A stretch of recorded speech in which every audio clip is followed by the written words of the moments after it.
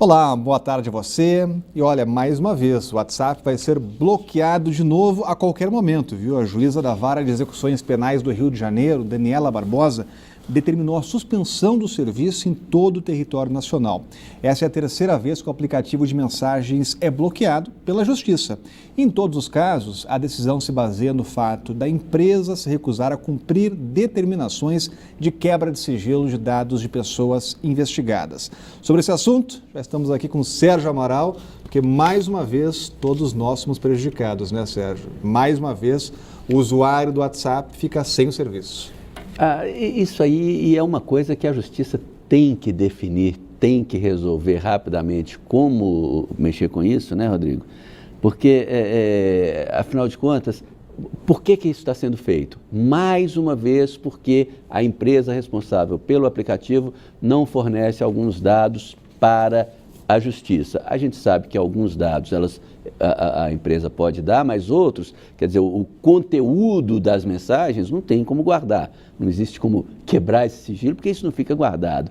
Então, é preciso que a empresa tenha mais juízo e acate algumas decisões judiciais que não vem acatando, e também é preciso, de outro lado, que algumas vezes a Justiça que tenha um pouco mais de juízo, porque não cabe, não entra na minha cabeça que um juiz queira exigir o conteúdo das mensagens que transitam pelo WhatsApp. Isso aí não vai ter jeito mesmo nunca, né? Por enquanto se acostumar a viver sem o WhatsApp, que é cada vez mais difícil. E olha, a CPI da Saúde acaba de definir o calendário de trabalhos nos próximos dias. Os parlamentares foram convocados durante as férias, sem direito à verba indenizatória, por conta do vazamento de uma gravação que mostra que o vice-governador, Renato Santana, sabia do pagamento de propina em contratos da Secretaria de Saúde. A presidente do sindicato, Marli Rodrigues, foi convocada e vai ser convidada, vai ser ouvida, como convocada na CPI na próxima quinta-feira. O vice-governador também foi convidado a falar. Na conversa, Marli questiona o vice sobre uma suposta propina de 30%. Ele disse que sabia que a cobrança chegava a 10%. Ouça novamente. Eu autorizei, mas o assunto chegou para mim, eu me sinto, seria um escroto não me falar. Está desse nível. Tá desse nível. Então você tem que perguntar para ele se ele autorizou 30% de propina. Você tem conhecimento disso? A fazenda.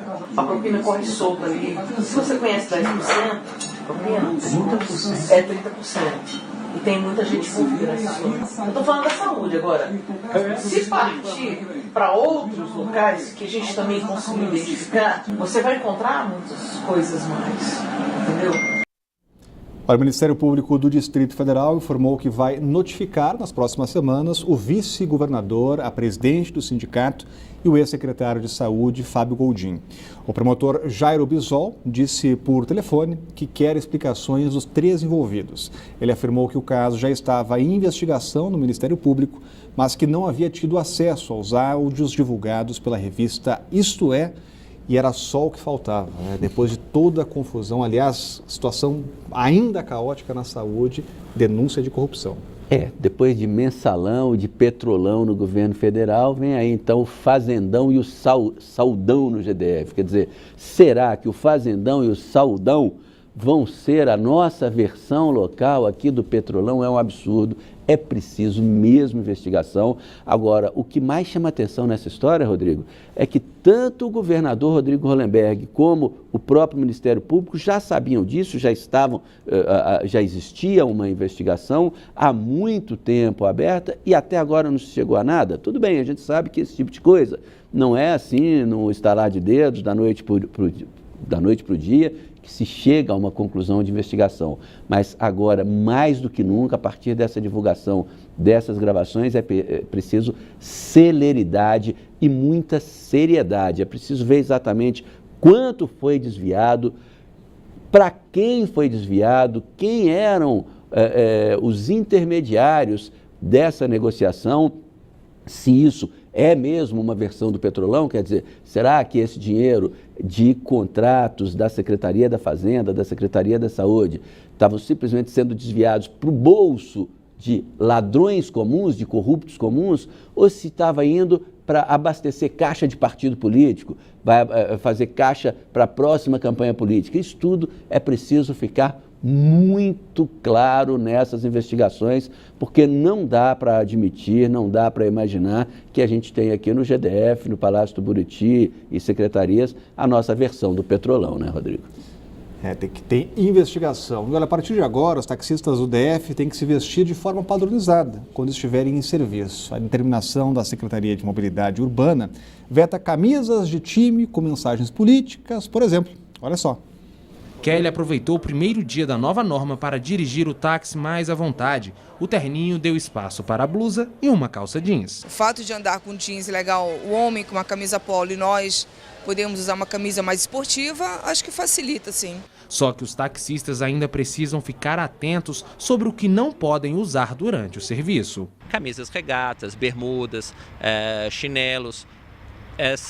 Esse tipo de vestimento não é permitido. Uma coisa importante salientar também é que não pode camisa com um time de futebol, com mensagens políticas ou ofensivas. A punição pode ser pesada para quem descumprir as novas regras. O taxista que não tiver dentro dessas regras, ele paga uma multa de R$ 175.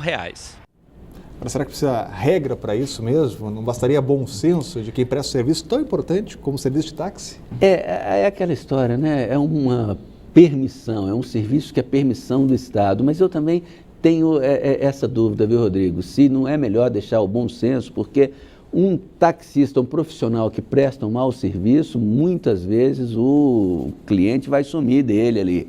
É claro que sumir do taxista que está passando na rua e a gente bate a mão, né, faz o sinal, não é tão fácil, não é a mesma coisa que não entrar numa determinada loja, mas eu sempre olho com um pouquinho de desconfiança quando o Estado começa a querer se meter demais na vida do cidadão, na vida das empresas, na vida do taxista, no caso, que não deixa de ser um prestador de serviço público, um pequeno empreendedor. O Estado se meter demais, eu sempre olho com um pouquinho de desconfiança e a população sempre também olha com essa mesma desconfiança, viu, Rodrigo? E olha, a Caixa dobra o limite e passa a financiar imóveis de até 3 milhões de reais. A mudança começa a valer no segunda que vem, no dia 25.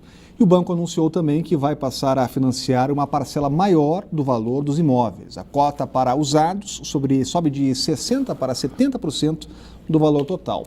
Na compra de imóvel novo, construção em terreno próprio e aquisição de terrenos e reforma ou ampliação, a cota sobe de 70% para 80%. A Caixa estuda ainda personalizar juros conforme o perfil do cliente, mas o novo modelo ainda não tem data para entrar em vigor. E o presidente em exercício, Michel Temer, cumpre hoje uma agenda extensa. Ao todo, são 7 encontros que incluem reuniões com parlamentares, equipe econômica e empresários. À noite, um jantar com os presidentes do Senado e da Câmara. Quem traz os detalhes ao vivo é Renata Dourado, que já está com a gente com informações. Muito boa tarde, Renata. É uma agenda extensa, hein?